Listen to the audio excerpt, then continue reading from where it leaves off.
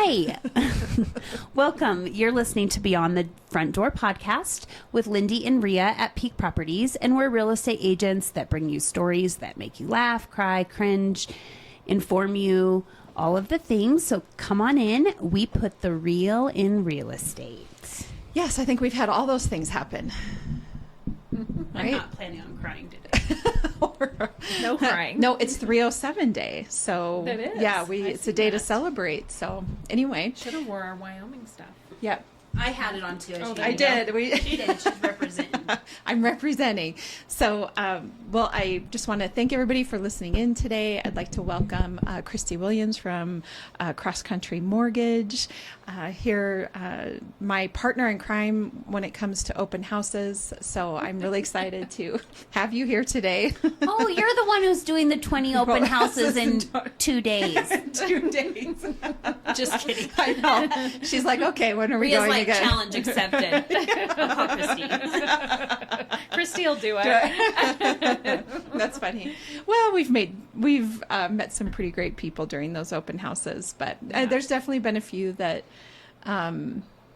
we've just sat and been able to catch up, and then others where we've been busy the whole time. So it really just depends on the house and the day, and yeah. We've grown our friendship. We have, and I'm looking forward to doing Thursday open houses again now that the daylight savings is happening. I was thinking that Thursday night open houses, like when it's dark, isn't really effective. People don't really want to necessarily go to an open house at night, but and the streets are dark. Yeah, and the streets are dark. Mm-hmm. We did your one over on kind of behind the hospital there. Was that on House? Is that what that was? Anyway, yeah, it's dark and, like you say, not very well lit up. And it was very dark. It was. It's very dark over there. It is very dark over there. Mm-hmm. So, anyway, but daylight savings is happening Sunday, so I'm hoping that we can start doing some Thursday open houses. Yeah, people are always thanking me. They're like, "Thank you for doing a weekday open house," because they're, working or. Well, and I think you've mentioned too that they seem to be more intentional mm-hmm. than someone just filling their Saturday up or Sunday. Yep, I completely agree. Where they're like, "Oh, I want to run home. I want to look at that house on my way home from work or whatever." So that's been kind of nice. Mm-hmm. Well, Kristy, thank you for joining us today. You're welcome. I'm wondering if you can just introduce yourself and share a little bit about your whatever you'd like to share, but it's for sure, your family and how long you've lived in Cheyenne and what you do and all of that. Do I have to say how long I've lived in Cheyenne? Because that'll age me. No. Your whole life? My whole life. I won't say how many years. Okay, but, okay. So, Kristy Williams. I'm with Cross Country Mortgage here in Cheyenne. I've been in the mortgage lending business for going in my 19th year. So awesome. It's been a few years. You've rode the wave of interest rates and mortgages and everything over the last 20 years. So yes, it's been interesting. Yep. I've been married to my husband Butch we'll be married 38 years. Congratulations. June. Thank you so much. Some years are long, some years are short. As with all things. We have 2 grown adult daughters. My oldest lives here in Cheyenne and is raising her kids here. Mm-hmm. 4 grandbabies, 4 girl grandbabies with her. And my youngest lives in Laramie, and she gave us our first grandbaby boy. That is really awesome. Yeah, last year. Especially if you have daughters and granddaughters, it's always nice to get the grandson. I'm waiting. I'm the opposite. I have sons and a grandson. Mm-hmm. God help me whenever I have a granddaughter be born. It's going to be a fun day. Yes. It doesn't seem like some people are just like they just have all girls or they just have all boys. Like it's just, kind of, so you're a girl mom or a boy mom. Yeah. Yeah. So, again, I've lived here my whole life, raised my kids here. My kids are raising their kids here. Yeah. I love Cheyenne. I think it's a great community to raise a family, and it's just, we have properties in another state, but it always brings us back to Wyoming and Cheyenne. Yeah. Yes, I know sometimes you're posting those sunshine pictures and I'm a little jealous. Yeah, we haven't been there. Well, I haven't been there for a while, and then I also have 2 4-legged kids. Oh, I love that you're bringing that up. So yes, what do you have? I have 2 pugs, And Wilma and Betty. Wilma and Betty. We love pups around here, don't we? Yes. We don't have Barney or Fred. So just Wilma and Betty. Wilma and that's awesome. Girl dogs. Girl dogs. No, you're staying with the status quo here. I know. It's kind of a theme. Your husband, how does he do with all that? Butch probably waiting on that grand boy. Yeah. He's a trooper. Yeah. Dads listen better than moms, I think, sometimes. So the girls tended always to talk to Dad a little bit more than me, which was fine because I always had to have the last word. Sure. And dads don't. They're good listeners. They are. So. They are good. Something about dads and daughters anyway, I think. So, which is good. Yeah. So, tell us a little bit about why or how you got into the business of mortgage lending. Like, what drew you to it? So I actually started my career when I was 21 years old with Ford Motor Credit. I just think that's awesome. You were telling me that story the other day. It must have been so interesting. It was. And I went through the ranks and promoted up with Ford Credit, and that was going to be my career, my life career. Unfortunately, after 18 years with Ford Credit, they decided to centralize their locations. Some areas, obviously not here in Wyoming, but some of the more populated areas had branches so close, within a mile of each other. So it made more sense for them to centralize. So I did have an opportunity. They were closing our local branch here. Ford Credit offered me a transfer to Salt Lake City at the time. My oldest was starting high school. My youngest was going into junior high. And at the time... Those are tough ages to try to move. It is. Yeah. And my oldest was in every sport that you could be in. So it just didn't feel like a good time to get up and leave. Both my mom and my mother-in-law were widows at the time. And so we didn't really want to leave our moms either. And Butch at the time made more money than I did. So it just made sense to stay. Yeah. So I thought, well, how hard could it be? I've been in auto financing for 18 years. What's different about house financing? And you learned. And I learned that there's a big difference between house financing and auto financing. Sure. So I just thought it would be... I had a lot of sales background also. Ford was always really good. Ford Credit was always really good about... We had trainings constantly. Sales, manager, supervisor. I wore a lot of different hats in my 18-year career with them. So sure, I just thought, I can do this mortgage stuff. Yeah. Didn't know a real estate agent to save my life. And now you know 500. And now I know 500, or maybe they know me. I don't know. I don't know all corner. Of them. Yeah, on every corner. Kind of like the coffee shops. Yeah, exactly. We joke that there's banks on every corner, but I think there's a coffee shop now on every corner. Oh, yeah. Seems that when way there's for a sure. new business, you're like, what's going there? Speaking from a non-coffee drinker, same with my husband. He's always like, a coffee shop? I'm like, I know, it doesn't help us. No. I'm a non-coffee drinker also, but my husband likes coffee. So, but it can be expensive, if you're buying, especially if you're $6 buying and every day. Exactly. Oh my goodness.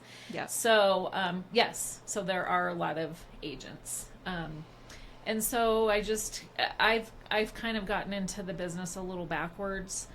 I have found that talking to other lenders, which we all get along in Cheyenne. Yeah. We've talked about that before. The benefit of sort of Wyoming or the smaller town is that we realtors, lenders, we try to get to know each other and develop relationships. Well, we all work together. We may not work for the same company, but we're all in the same line of work, and we ultimately want to take care of the client, right? That's right. So it was challenging at first because, again, most other lenders that I talked to back in the day, they either were a loan processor, or they worked at the title company, or they were a loan officer assistant. Sure. They were in this business. Yeah, they were able to kind of grow into it. Exactly. Yeah. And I had no clue. My husband and I had not. We had a modular home that was in my in-laws' park, mobile home park. So we had never bought a house before, so I didn't really even have that experience either. So yeah, it just was like, hey, nothing like just Jumping diving in. Yes, yes. Well, it says a bit about your courage and your willingness to make the leap and try something different. Yeah, So- it was. So I've been at multiple different companies here in Cheyenne, and always have left for a good reason, and always left on a good note. I've Yeah. never left anywhere in a bad situation. It was just always to improve and grow. I love that. I love that. So now you're at Cross Country Mortgage. Yes. You want to tell us a little bit? I know you and I were talking last week, sort of the difference between a bank versus a broker, and kind of the services that are provided by both, and what kind of makes Cross Country Mortgage unique. So, and we did talk about this, the difference between a mortgage broker and a Yes. mortgage banker. Yes. So a mortgage broker is strictly a third party in the transaction. They do not fund the financing. They do not close in their names. So if you will, a broker is 100% brokering those deals. So Cross Country Mortgage, we are able to fund loans. We close in our names, or in our name. So what that means is we can ultimately service that loan for a temporary period, or we can transfer that servicing of that loan. So that's the main difference between a broker and a banker. I also believe I've been with Cross Country Mortgage, I'll be there 3 years in July. So I've been with them since July of 21. Crazy time to change in the middle of the summer, and 21 was still pretty hopping in the Pandemic. yes, post-pandemic, and then pretty much, still when the housing market and interest rates were a little bit lower. But anyway, I felt really comfortable when Cross Country Mortgage approached me and asked if I would be interested in coming over to their company, and it's been the best move. I just enjoy Cross Country. It's a sole owner company. Okay. And the gentleman that owns Cross Country Mortgage, Ron Linhart, is just down to earth. He's not your typical business or corporate, whatever you want to call it, owner. He's very down to earth. I also believe that Cross Country Mortgage believes in non-traditional lending, which means they understand that not everybody fits in that perfect box. Yes. And, which is so important. oh my gosh. And there's so many people that do not understand non-QM mortgages. And what non-QM stands for is it's short for non-qualifying mortgage. And what that means is you're not your standard W-2 wage earner. You don't get W-2s, it's just, it's non-traditional income. And most of the non-QM products that we offer are for self-employed borrowers, contractors, consultants that may only get 1099. Yep. Self-employed borrowers typically don't want to show the IRS that they make any money. Right. I know I don't. I don't want to show the IRS I make any money, because what happens when we make more money? We have to pay more taxes. That's right. So we have bank statement programs. I've done quite a few of those. I've helped homeowners, that have been turned down by multiple other lenders, and they're kind of shocked when we're able to do it. They question you the whole time, which is fine. I think back to when I was younger, and really before I got into the business, when people used to say, shop around for a mortgage lender. And I always thought, why? Like, I feel like it's all got to be about the same. If one person isn't going to approve me, why would somebody else? Right. And I'm sure a lot of people feel that way. Yes. Like, what difference does it make? It's all the same. I know that sounds, I don't know it's not correct though, at the end of the day. Yep.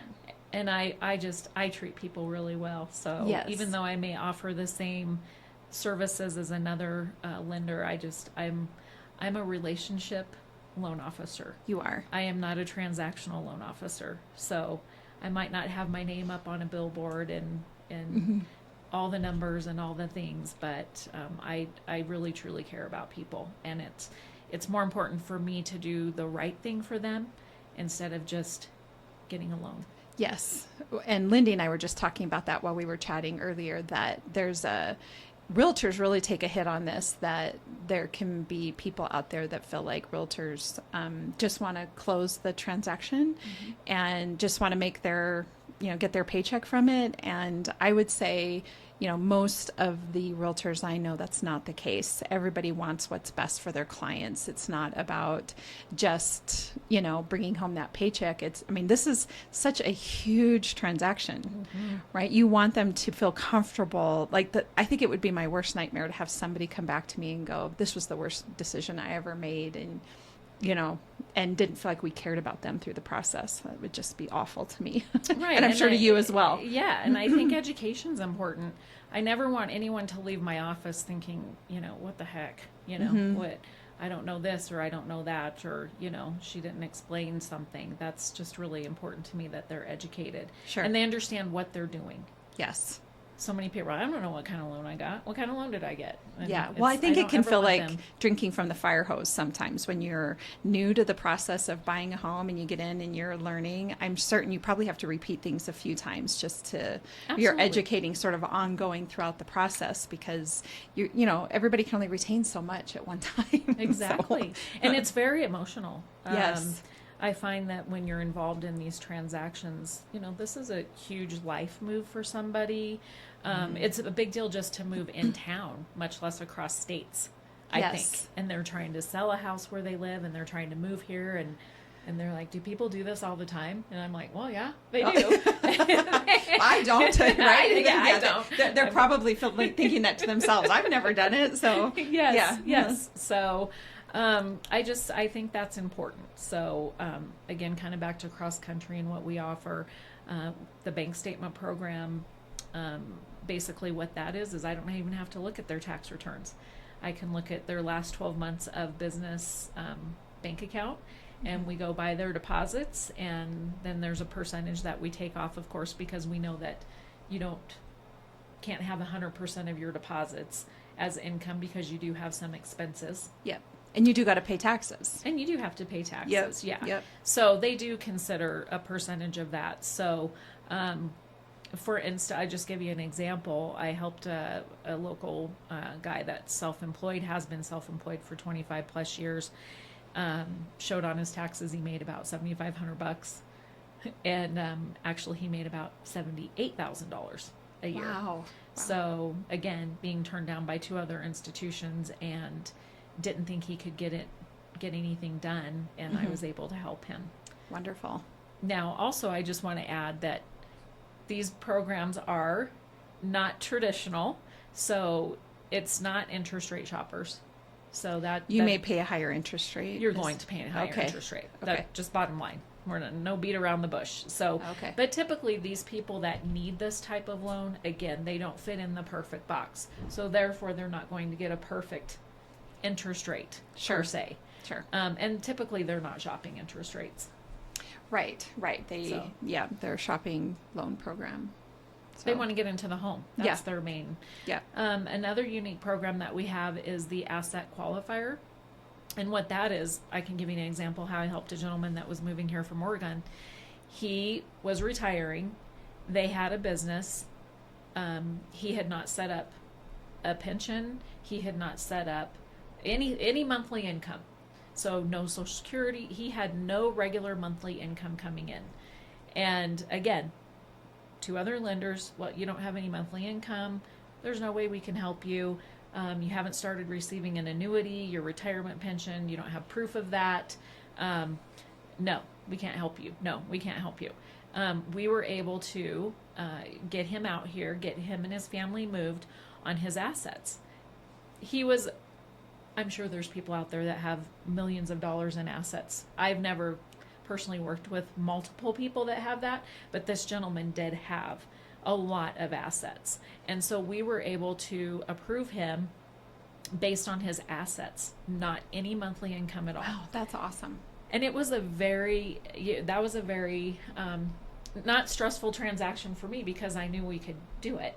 It was stressful for him because when you have talked to 2 other lenders Yes. that pretty much state they can't do this, Yeah. he's questioning again me every step of the way. Are you sure I can do this? Are you sure we can do this? I mean, he's moving his whole family here. It wasn't Yes. just like, oh, sold everything. I'm just driving my car out there. Right. He's got a moving truck, and again, Yeah. And I kept reassuring him through the process that, this was going to happen. He had to put his faith in you. He did. He did. He did.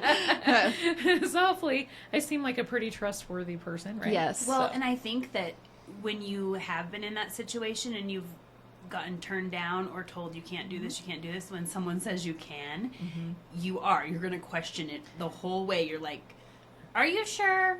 Are you sure you're not going to bring me all the way to closing and then break my heart? Yeah. Right. And cost me this expensive moving. Yeah. Yeah, and again, you're messing with someone's life, and again, like I said, even when you're moving within the same town, it's very stressful, as you both know. That it's just emotional, and you don't really know. I always have to remind myself, I'm just dealing with the lending side. Yeah. You, as agents, are dealing with a lot more emotions with them if Yeah. there's personal things going on as well. I Yeah. don't get that involved in that. Well, that's Sure. why we say sometimes we're like therapists. Absolutely. We have to listen to a lot of stuff and talk a lot of people down Off the ledge. off the ledge. Be like, Yes. okay, we're going to be calm and we're going to... Yeah. We're gonna make We're it. not through gonna this. Yeah. freak out. Yeah. Yeah. It'll Well, be okay. a lot of people get, I'm sure, attached. To their home, and there's a lot of memories, and there's just a lot going on. Well, and it comes back to, again, what Lindy and I were talking about earlier in the fear of the consequence of the decision. So if you start stepping out into the universe to make a decision about something and it looks like everything is going to work out, so you go in deeper and you go in deeper and you go in deeper, and then you're like, okay, if this doesn't work out, the consequences feel very scary, and there's an intensity to that I think can be, that I'm sure holds a lot of people back still on the fence. Yeah. Well, Yeah. we all know the unknown is fearful It is. because you haven't been through it before, and it's a big, like this gentleman, he moved his family out here, retiring, moving to a brand new city, hasn't lived here before. Yeah, a whole new culture, Whole new actually, probably culture. too. Yeah, Did you tell absolutely. them it's windy? I tell everybody. It's I do windy. too. They have no idea. They don't believe us. They have no idea.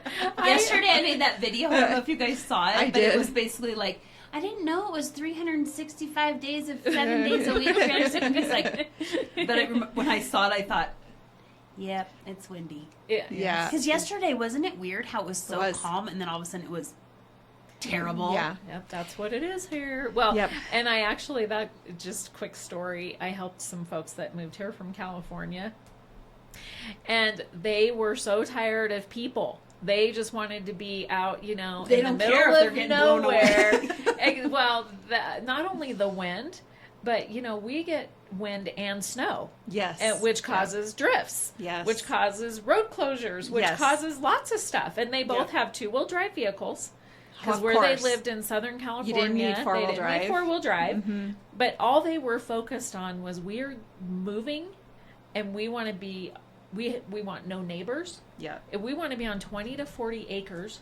Yeah. And, and I understand, well, maybe I don't understand, but I knew what they were getting at. But I also wanted them to realize that It's a trade-off. this is Yeah. a huge change. And so I have kept in touch with them.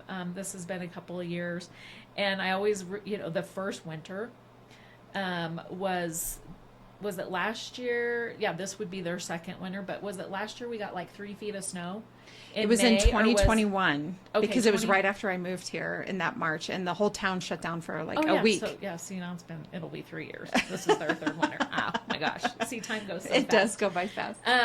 But they didn't have internet. She works remote from home. Oh. The internet was down out there. They couldn't get out of their house. They had no plow, they had a shovel.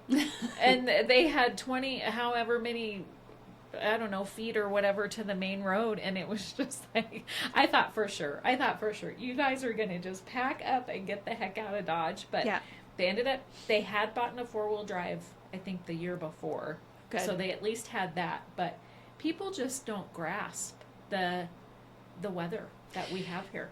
What I think is happening, though, and I am seeing this a lot with our buyers that are coming in from out of state, is they really, the climate that is occurring, and I don't mean weather climate, political climate, people climate, all of that, where they're coming from, it's worth it to trade that for the weather because they're just unhappy. We've had so many people on here talking about how they can't believe how friendly Cheyenne is, and that's an indicator of the fact that wherever they came from was not so friendly. Right. And then you take into account the politics and the environment that exists there, and you're like, just get me away from that. I can deal with a little bit of wind and snow because, I can go in my house and get away from it.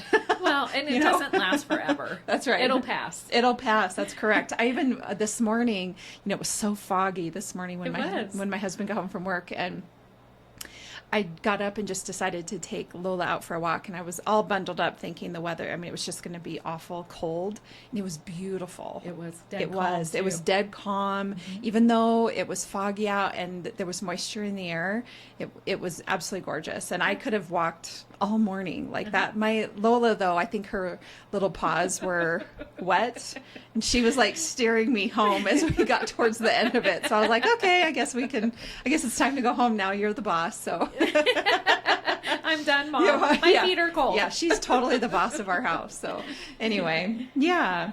No, I completely agree that Wyoming is kind of a refuge for a lot of people, including us. If you come to live here, you're choosing it for a very specific reason. I think so, too. Yeah. And it is. It's obviously a very special place in my heart because I haven't left. Yeah. We're all still here. We're still here. It is 307 Day, so we're celebrating that. Yes, and in case any of our listeners are not from Wyoming, 307 is our one area code that we have for the whole state. Yeah. And because it is March 7th, Yep. we call it 307 Day. Yep. I think Awesome. the only other state that maybe does that is Montana. Although I don't know about Nebraska or South Dakota, I guess. But I've seen a 406 Day for Montana. But yeah. But anyway. Hopefully we stay one area code. Yeah, I would like that too. I remember back with just a regular phone number that like up in I'm from Gillette, and so the prefix to the number was either 686 or 682. Or 687. That's right. Yeah. And then they added 685, and I was like, oh my gosh, we're growing. Because you only had to really remember the last 4 people's phone Yes, numbers yes. back in the day. And what we used to write instead of 686. So this was actually, I think, my childhood number. One of them, 686-0827. But instead of writing 686-0827, you just write 6. And Dash then 0827 because the 68 was common knowledge. Right. Like, all the numbers started with the 68. So it's funny how times have changed. And mine cell was phones. 682-5209. Oh, is that funny how we remember our childhood numbers? you two are younger than me. Don't ask me to remember anything important. Don't ask me what I did yesterday. No, oh my gosh, I'm gonna remember my number. I got it. We have some kindergarten teacher somewhere to thank. Exactly. Well, my dad, he used to memorize people's license plate numbers. Oh, my husband does that now. Oh my gosh, he does it really? now? Well, I mean, your husband's a police officer. Weird, so. though. Who wants to memorize everyone's... But I always asked my dad. I was like, "Why did you do that?" And he's like, "Because all the cars look the same. So if I memorized their license plate number, he'd be like, oh yeah, so and so and so and so drive the same car, but that's his and that's hers, or that's his and his." Because I was like, I can't even, when I go to like register or like for the state parks, you have to put your license plate number in. I do it every single year. Same license plate. Do you think I can remember that dang license plate number? No. I'm like, what is that license plate number again? Speaking of which, since we're on the subject of license plates really quick, what is the deal with having the lowest number plate? Like, why is that such a coveted thing? Like, if you So have... they can remember it? If you... I have no idea. I'm like, so you like... had the first plate that was made. Yes. You had the third plate. So if you have I like, don't know. if you have like a number that's under 10 or even under 1,000, it's a really big deal. And I just think, I don't like On one of them, I don't know. My license plate's 240, and I just like it because I can remember it. Yeah, maybe that's why. But it doesn't mean anything. No. But my Gillette plate had a low number, and I brought it into the treasurer's office to switch it in for a Cheyenne plate, and they're like, "Are you sure you want to get rid of this plate?" And I'm like, Yeah. It's a license plate. Like, I'm not attached to it. I'm not attached to it. I know. So- Like when the Oh, university... do you want to know? You guys want to know? Did you just look it up? Mm-hmm. Okay. In some countries or counties or wherever, low license plate numbers are reserved for government officials or state vehicles. Ah. So there's some kind of like... I was thinking it was also for people that had like homesteaded here or like had lived here forever and ever. It was like an indication that you were your family's been around for a really long longest. time. Yeah. Oh, Isn't that interesting? So now if you have a low number, they're going to think you're a government official. Instead of just being one of the first ones in No, line for thank the you. plate.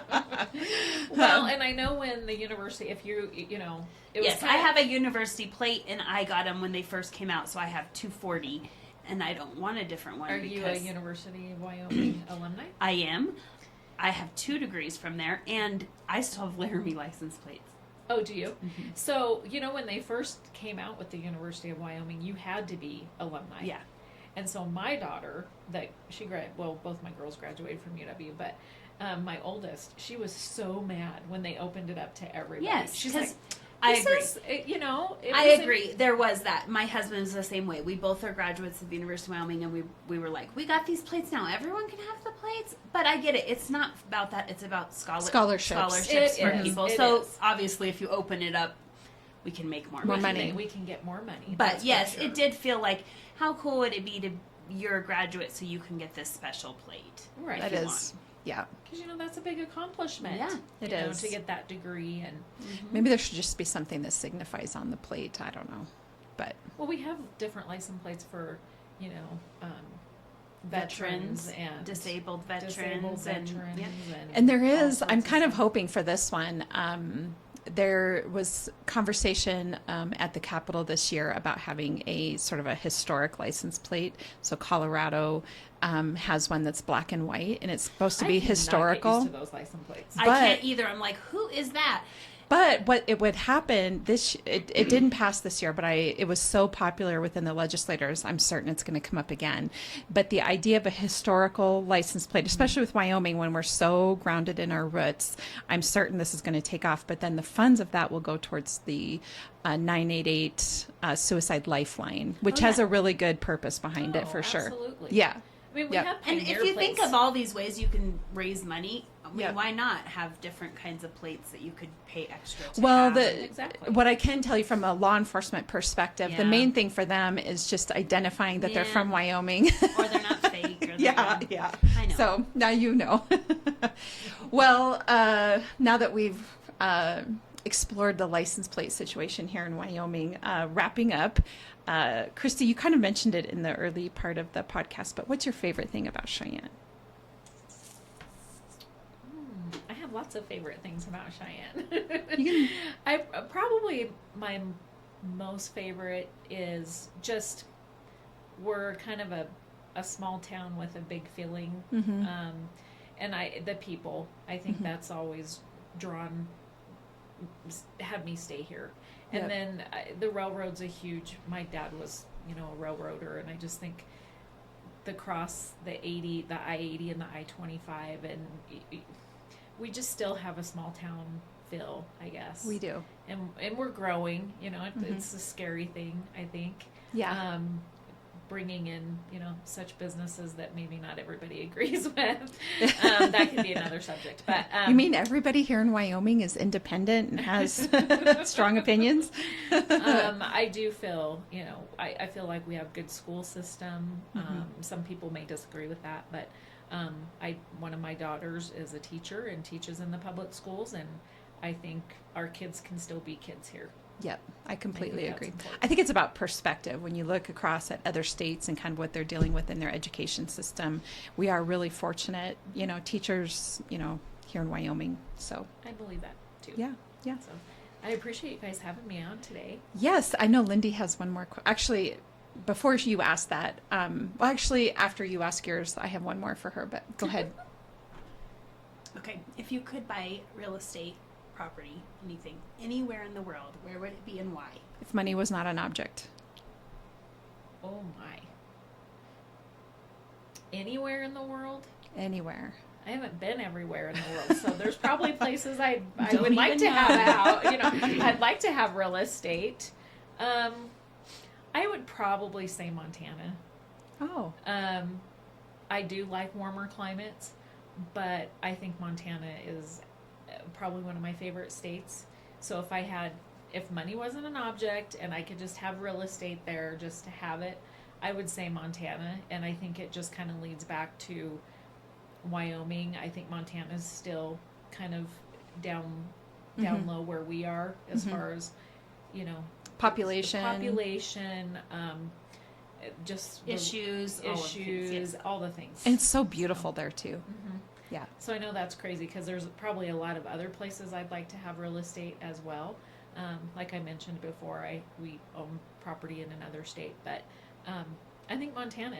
If money wasn't an object and I could just have it anywhere, I think Montana is absolutely beautiful. We've heard that a little bit. Like, it does seem like everybody that lives here, as I said, chooses to live here for a reason because we appreciate Wyoming and what it's about. So you aren't the only one to say they would just buy additional property in Wyoming or Montana or somewhere with mountains. I think when I go places that are warmer, it feels more like vacation than home per se. Yeah. So I think Montana would still give you that sense of home. So a question I meant to ask you earlier before we wrap up, what is your one piece of advice to anybody that hasn't yet gotten pre-qualified for a mortgage? What would be your advice to them? I think it's important, of course, some people get the, cart before the horse.